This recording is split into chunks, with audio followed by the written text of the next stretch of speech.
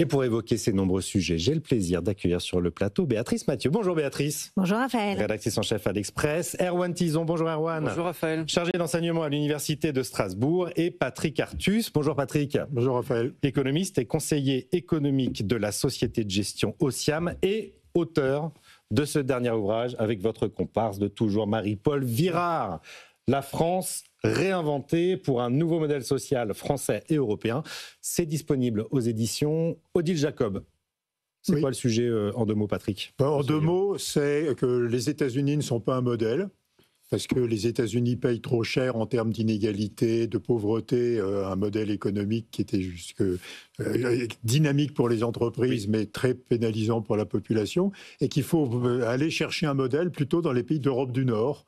En Suède, qui a fait une réforme des retraites et une réforme de l'État réussie, au Danemark, qui a privilégié la protection des personnes et pas la protection de l'emploi, et qui a un marché du travail qui marche extrêmement bien. La flexi-sécurité. Oui, mais qui a des effets très positifs sur le dynamisme, sur la création de grandes entreprises. Et donc voilà, donc c'est un plaidoyer pour un modèle européen, mais inspiré des pays d'Europe du Nord. La répétition est le premier pilier de la pédagogie, parce que la flexi-sécurité, j'ai l'impression que ça fait 20 ans qu'on en parle, moi, depuis que je suis jeune journaliste. On n'a jamais vraiment réussi à la mettre en place en France. Il y a un blocage sur la protection de l'emploi. Alors, la protection de l'emploi fige les structures économiques. Ça empêche le schumpeterien, quoi. Ça empêche la rotation des emplois, et donc c'est très pénalisant pour le dynamisme. Bon, on va commencer par le budget. On va revenir sur tous ces sujets. C'est absolument passionnant. Mais l'actualité du jour, je l'ai dit, c'est évidemment le budget. Les députés de la Commission des Finances ont débuté il y a un peu plus d'une heure l'examen des près de 1750 amendements. Béatrice, je commence avec vous. C'est un peu une guerre contre la montre, ce budget aussi. Les parlementaires ont 50 jours pour examiner le budget de la Sécu et 70 jours pour le budget de l'État. Ça va être serré, non ? Oui, ça va être extrêmement serré. Alors, c'est une négociation inédite. Inédite, bon, politiquement, en raison de la constitution de l'Assemblée nationale. Inédite dans le temps, et là, vous l'avez bien redit, c'est 70 jours là, pour le budget, qui doit théoriquement, donc il y a la fameuse, donc il y a l'analyse à l'Assemblée nationale, en commission des finances, un vote, après ça part au Sénat, où on imagine, compte tenu de la constitution du Sénat, à majorité à droite, ce qui aboutira en fait de l'Assemblée pourrait être complètement réécrit au Sénat. Et puis après ça revient en commission mixte paritaire pour arriver, dans le meilleur des cas, à un texte. On verra bien ce qui aboutira, mais le 23 décembre. Sachant que dans la loi, il faut que le Conseil constitutionnel ait d'une semaine, en fait, pour examiner le texte final. Le texte final. Et donc, on arrive très vite au 31 décembre, date à laquelle le texte doit être abouti et voté. Donc, on voit bien qu'on ne peut pas perdre un seul jour des négociations. Or, comme vous l'avez bien dit, il y a, même s'il y en a un petit peu moins, beaucoup d'amendements. Ce qui est assez curieux, c'est que le Bloc central, et notamment le groupe Renaissance, a mis plus d'amendements finalement que certains autres, que les oppositions. Et donc, on verra, en fait, si le coup de semence de SNP vendredi, finalement, va mettre un aiguillon et une sorte de responsabilité sur la tête des députés dans les 70 jours qui viennent. Un budget au 31 décembre, vous y croyez, Erwan Tison ? C'est jouable ? De toute façon, il n'y a pas. Oui, ça peut être jouable. La question, c'est de quel budget. Moi, je suis un peu inquiet de la tournure que ça prend, parce que on est parti du principe que le Parlement avait 100% des pouvoirs. Très bien, il n'y aura pas de 49.3. Mais par contre, moi, il me manque le préalable, c'est-à-dire la responsabilité, c'est-à-dire le diagnostic. Aujourd'hui, on a effectivement dit aux députés, vous pouvez faire ce que vous voulez. Il n'y a aucun diagnostic partagé sur la situation à la fois macroéconomique mais aussi sociale de la France. Et en plus, il y a quand même des échéances électorales, une sur l'année prochaine, les municipales, et potentiellement une, voire deux autres, on ne sait pas encore. Donc, comment voulez-vous que dans ce cadre-là... Voire deux autres, c'est-à-dire peut-être une législative, présidentielle anticipée. On est dans un environnement politique incertain, c'est pas moi qui le dis, sur les agences de notation. Mais donc on n'a pas de diagnostic partagé sur la nécessité, on n'a aucune responsabilité responsabilité des parlementaires, responsabilité au sens propre, c'est-à-dire que quelle que soit la mesure qui va être portée, ce ne sont pas eux qui en seront quelque part, qui en auront la responsabilité dans les années qui viennent. Il n'y a qu'à voir ce qui se passe sur la retraite. Aujourd'hui, on nous dit mais c'est pas grave, ça nous coûte que 500 millions d'euros cette année. Mais parce que leur calcul, c'est quoi? C'est la prochaine échéance électorale, c'est pas l'avenir du pays dans les 20 à 30 années qui viennent. Donc, on peut avoir effectivement tout un amoncellement de mesures. Tout le monde va se faire plaisir. Tout le monde va avoir sa petite mesure qui pourra après défendre dans sa circonscription. Ça lui permettra d'être invité sur vos différents plateaux télé. Et donc, du coup, malheureusement, l'époque étant à la radicalité, c'est pas celui qui sera le plus modéré qui pourra justement tirer son épingle du jeu, c'est celui qui sera le plus marginal. Donc moi, ça me fait un peu peur du budget qui va pouvoir en sortir. Ce qu'Emmanuel Macron a appelé la foire à la saucisse, pour parler trivialement, c'est un peu à ça qu'il faut s'attendre. Mais il faudrait vraiment qu'on ait une vision pluriannuelle. Enfin, je veux dire, parler du budget de 2026, c'est vraiment très réducteur. Il faudrait qu'on parle de la trajectoire. On l'a un peu dans les documents annexes du projet de loi de finances, alors personne ne va alors honnêtement, moi, je suis allé les fouiller, c'est 40 milliards de hausse d'impôts d'ici 2027. Mais honnêtement, le Conseil des économiques a fait un travail qui était assez complet. On a reçu Xavier Jaravel vendredi dernier sur l'ensemble des mesures. Et on voit qu'il faut réduire de pratiquement 120 milliards d'euros le déficit public pour stabiliser le taux d'endettement public. Oui. Et donc on attendrait d'un Parlement responsable qui nous propose un plan sur 3, 4, 5 ans pour faire ces 120 milliards de réduction du déficit public. Et on discute de petites mesures qui seront possible que sur un an. On va pas geler l'ensemble des dépenses sociales plus d'un an. On va pas. C'est ce qui est prévu sur les retraites, quand même. C'est un gel pluriannuel sur les retraites. Oui, mais enfin bon, on verra. Mais ça va tenir ? Et puis le gel sur les retraites, ça rapporte 0,2 points de PIB par an, compte tenu du poids des retraites. 6 milliards. Et donc il y a ce défaut de vue pluriannuelle.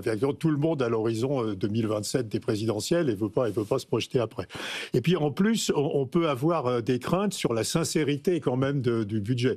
Et par exemple, je regarde l'ONDAM, vous savez, les dépenses de maladie. Objectif national des dépenses d'assurance maladie. 1,6%.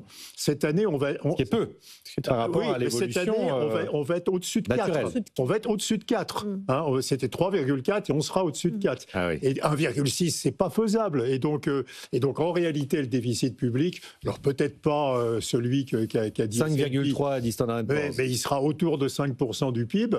Et donc, il va falloir 15 ans pour revenir, et en répétant cet effort tous les ans. Bon, donc il y a un vrai problème de perspective sur les finances publiques. Ce que nous dit Patrick Artus, là, Béatrice Mathieu, c'est qu'on passe beaucoup de temps à discuter en amont d'un budget, mais qu'au final, il n'est pas respecté, en fait. Ah ben non, mais ça, c'est la maladie française, donc ça, c'est pas nouveau.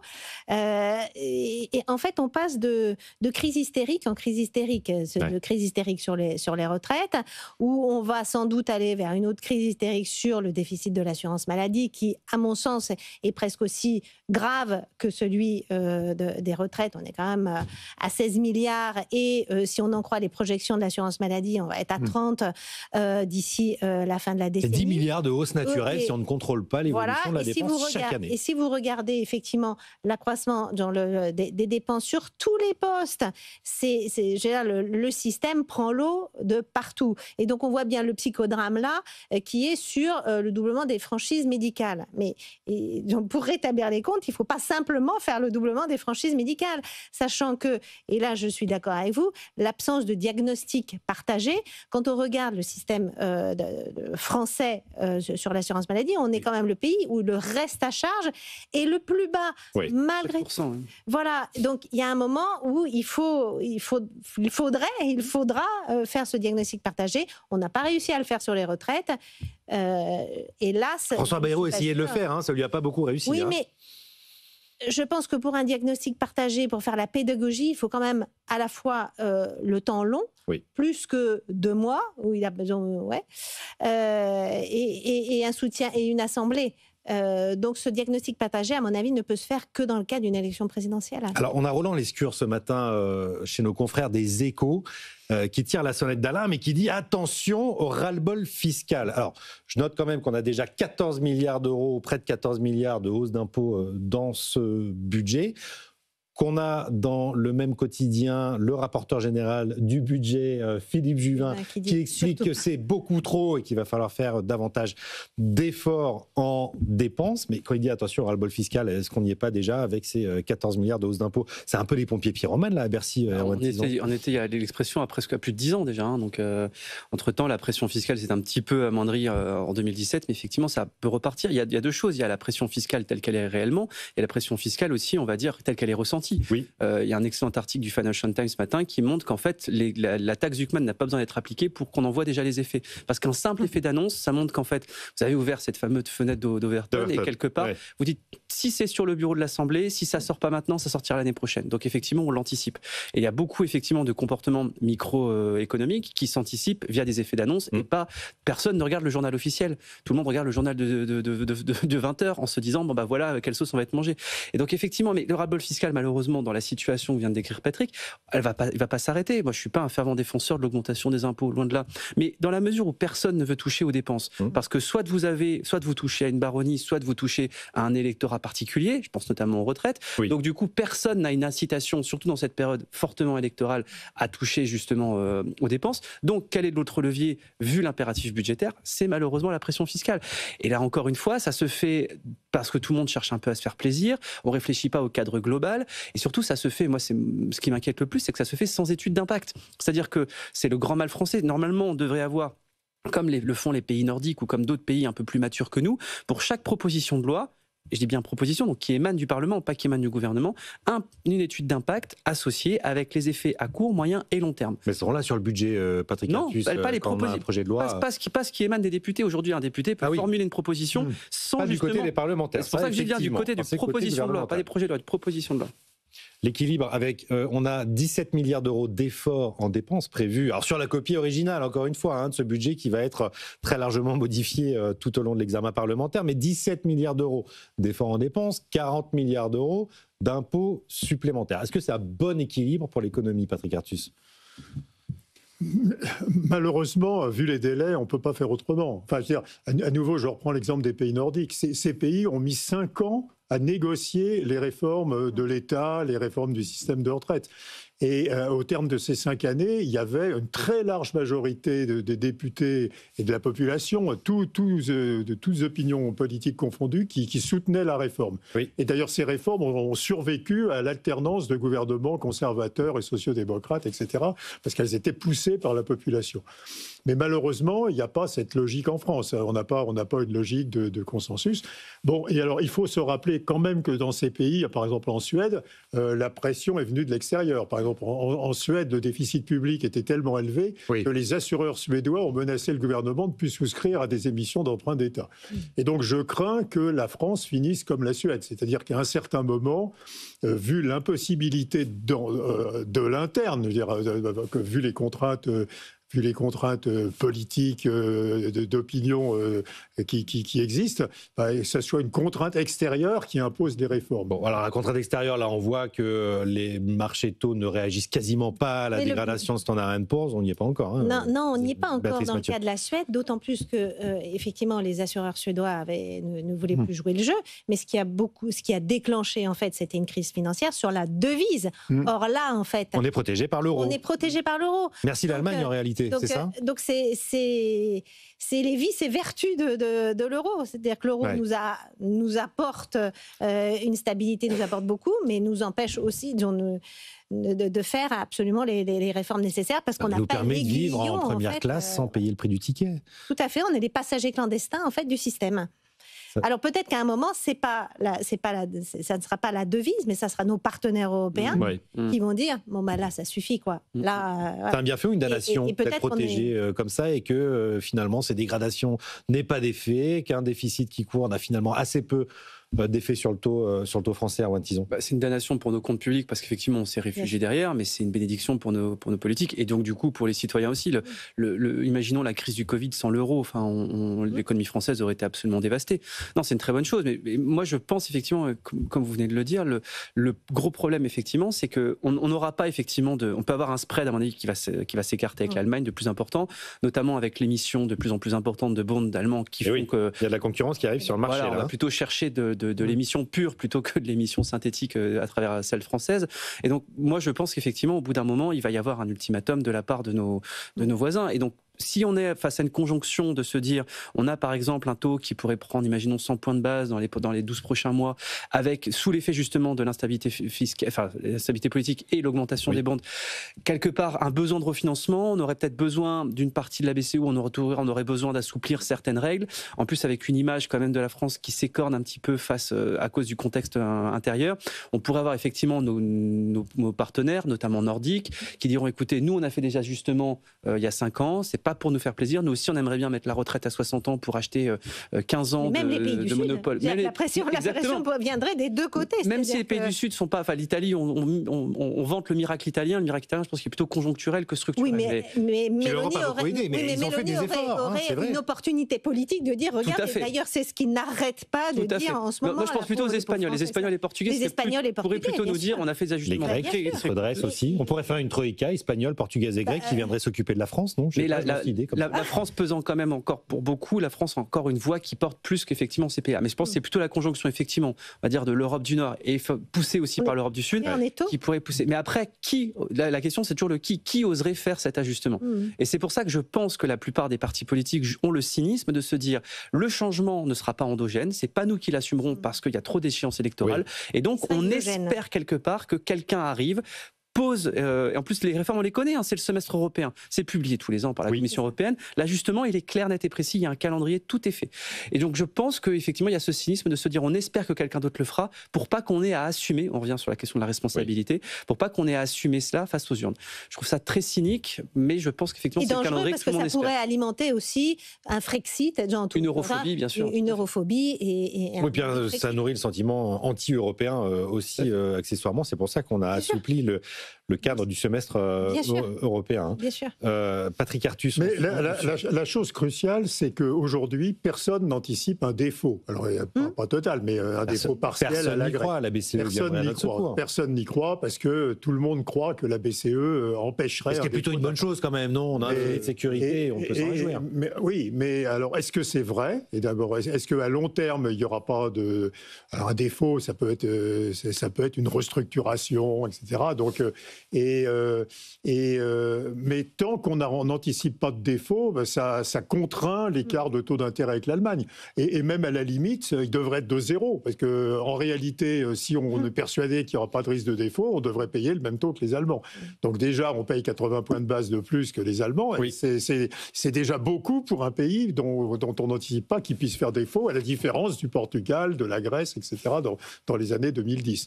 Et donc la chose extrêmement violente qui pourrait se produire, c'est qu'on commence faut voir que les gens qui financent la dette française, c'est 55% de non-résidents, mais c'est des assureurs allemands, des fonds de pension hollandais, c'est des Européens essentiellement, et quelques Japonais, qui commencent à se dire que le bazar politique en France est tel qu'il commence à y avoir un risque de défaut. Et alors là, on ne maîtrise plus du tout l'écartement des taux d'intérêt. Ce que vous nous dites, Patrick Artus, c'est que ça peut partir en toupie très vite.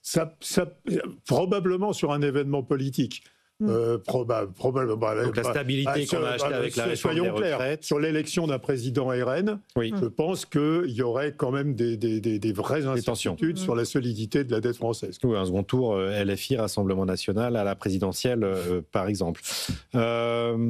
Il nous reste quelques minutes avant la pause. Je voulais qu'on revienne sur l'Agirc-Arrco. Il y a une réunion importante vendredi entre les partenaires sociaux, les retraites complémentaires, qui sont un peu les victimes collatérales du budget. Béatrice Mathieu, avec la suspension des retraites. Qu'est-ce qui s'est passé vendredi? Expliquez-nous. Les partenaires sociaux ont fait preuve de responsabilité. Non, en l'occurrence, c'est le patronat qui a dit, mais d'accord, pas de revalorisation des complémentaires retraites. D'accord, mais sur le fonctionnement d'Agirc-Arrco, depuis des années, en fait, les partenaires sociaux font preuve de responsabilité. Absolument. Et donc, ce qui s'est passé, en fait, à la fin du conclave, en fait, je reviens un petit peu à la fin du conclave, où finalement, ils étaient tombés d'accord, patronat et syndicats de salariés, pour demander d'avoir la main sur le système par répartition, en arguant du fait que, regardez, sur l'Agirc-Arrco, ça marche plutôt bien. Et oui, les caisses sont à l'équilibre. Que les caisses sont à l'équilibre. Il y a même de gros excédents. Il y a même de gros excédents. Alors c'est vrai que les excédents, c'est vrai que certains vont dire les mesures qui ont été prises sur l'âge de la retraite, de repousser la durée de cotisation, finalement. D'une certaine façon, ça a aussi profité à l'Agirc-Arrco voilà. Mais il n'empêche qu'ils se sont fixés une sorte de règle d'or, d'avoir en réserve, je crois que c'est 18 mois de versement de pension.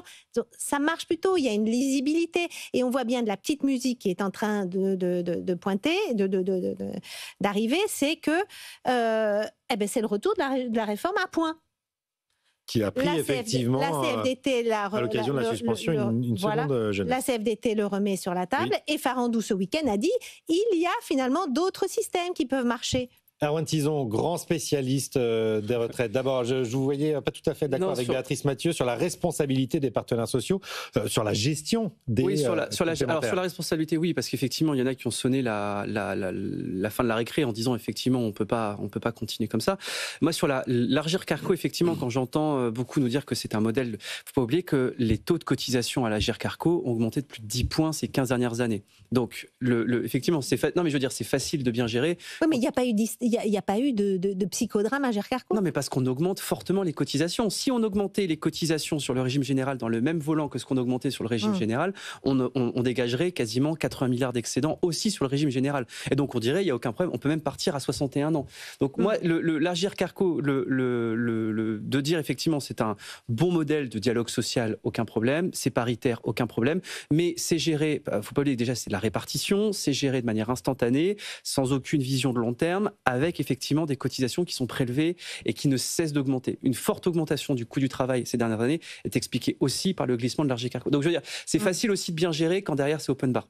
On leur a pas fixé de règles en disant vous opérez à ISO-cotisation. Mais après, il y a des modèles de bonne gestion effectivement derrière qui peuvent être intéressants. Mais... C'est intéressant ce que vous nous dites, Erwan Tison, d'autant plus que le Premier ministre, Sébastien Lecornu, a ouvert la porte à une délégation de la gestion du régime général, pour le coup, aux partenaires sociaux, ce qui sera un retour au système historique, d'après-guerre en réalité. Erwan Tison nous dit open bar sur les retraites complémentaires. Patrick Artus, vous êtes d'accord? À nouveau, je vais me référer au modèle suédois. En Suède, le système de retraite doit être équilibré. Sur 3 ans, parce qu'il faut lisser de la conjoncture, et il doit être équilibré par le niveau des retraites. En fait, ils ajustent le niveau du point pour faire en sorte... Ils ont là-bas un système par point. C'est un système par point, que les dépenses soient égales au versement. Quoi. Oui. Et l'Agirc-Arrco, c'est un modèle un peu différent. Il y a une petite sous-indexation. Alors, l'année prochaine, il y a une grosse sous-indexation, parce qu'il y aura une sous-indexation d'un point. Là, pour l'instant, c'est même un gel. Mais historiquement, il y a une sous-indexation de 0,3, 0,4. Oui. Mais essentiellement, il y a eu une grosse hausse des cotisations, comme Erwan le dit. Et donc, c'est pas le modèle suédois. Le modèle suédois, on n'ajuste que par le niveau des retraites. Allez, dernier tour de table en 2 minutes, très rapidement. Est-ce qu'une nouvelle réforme des retraites par point est possible? Après l'échec de 2018, moi, je pense que le sujet va être mis sur la table, qu'il y a... alors, il va falloir tirer les leçons de l'échec, ou en tout cas de l'usine à gaz que l'on avait... c'est l'âge pivot qui avait tout bloqué à l'époque, imposé par Édouard Philippe. Donc il faudra tirer les leçons de ça, mais je pense qu'il y a une fenêtre, en fait, aujourd'hui d'opportunité pour remettre ce système à point, peut-être en s'inspirant, comme vous le dites, des modèles suédois. Et encore une fois, ça ne peut se faire que dans le cadre d'une élection présidentielle. C'est pas là en 2 mois de discussion. Retraite à point, oui ou non? Souhaitable, oui. Possible, je sais pas, parce que malheureusement, effectivement, c'est devenu quelque chose qui est devenu radioactif dans le débat public, le point, parce qu'il y avait. Mais est-ce que c'est aussi radioactif que l'âge? Il y avait quand même beaucoup de partis qui ont capitalisé sur le fait que le point, on pouvait baisser la valeur du point. En plus, la plupart des gouvernements l'avaient dit à l'époque parce qu'ils n'avaient pas vraiment compris. Non. On pouvait baisser le point pour ajuster ça. Éric Veil a sorti un bouquin qui est très intéressant et il dit effectivement. On l'a accueilli ce matin sur BFM Business. Exactement. Absolument. On peut mettre, plutôt que de changer le point, on le traduit en euros. Ça permettrait en fait aux personnes, et son raisonnement est assez intéressant, je trouve, de se dire tout au long de ma carrière, voilà combien j'ai cotisé, voilà combien j'aurai le droit, en fait, de tout simplement de faire un calcul d'actualisation et de se dire je peux partir, et en ces cas-là, on peut mettre effectivement un âge de départ, et après d'ajuster la surcote des cotes telle que c'était prévu dans la première mouture. Et on laisse la liberté aux gens de partir avec plus ou moins de retraite. Possible ou pas la réforme la CFDT a l'air de dire qu'elle est ouverte à la réouverture du sujet. Donc si la CFDT, qui est majoritaire dans le secteur privé, est d'accord, bon, il ne faut pas oublier que ça mettra des années à être étudié techniquement. Génération. Et il ne faut pas oublier aussi les exemples de pays nordiques qui ont des retraites à points. Que spontanément, quand il y a un système de retraite à points avec liberté de l'âge de départ à la retraite, les gens partent trop tôt. Et donc, il a fallu compléter le système à points avec un âge minimum du départ à la retraite parce qu'ils partaient trop tôt et puis après quelques années, ils recherchaient à rentrer. Du coup, l'âge légal de départ à la retraite, ou l'âge minimal, est fonction aussi de l'espérance de vie. Donc, ça règle pas tout à fait le problème. L'idée, en fait, c'est de trouver et de se mettre d'accord sur des instruments de pilotage automatique qui fasse qu'on ajuste sur l'espérance de vie. Mais il faut savoir que mais même dans les pays où l'âge de la retraite est long, enfin en Allemagne c'est 67 ans, en Italie c'est 67 ans, etc., les gens aimeraient partir à la retraite plus tôt. Et donc, étonnamment. Non, mais l'âge désiré de la retraite, c'est autour de 62 ans. Et dans tous les pays. Et donc, si on veut avoir un âge de la retraite plus long, d'une part, il faut régler plein de problèmes. Il faut régler le problème de changement de métier pour les métiers pénibles. Il faut régler le problème de formation tout au long de la vie. Parce que si vous faites ça, uniquement repousser l'âge de la retraite, ça ne peut pas marcher. Et puis, il faut mettre une certaine contrainte, parce que sans contrainte, ça ne marche pas. Et certains pays ont mis une dose de capitalisation. Mais c'est ça, parce qu'on peut faire le point. Le point, c'est un mode de calcul, mais ce qu'il faut, c'est changer aussi le mode de financement. On ne peut pas avoir 100% répartition, c'est totalement archaïque. Voilà, on a plein de solutions pour régler le problème des retraites. Vous êtes bien, vous êtes sur BFM Business.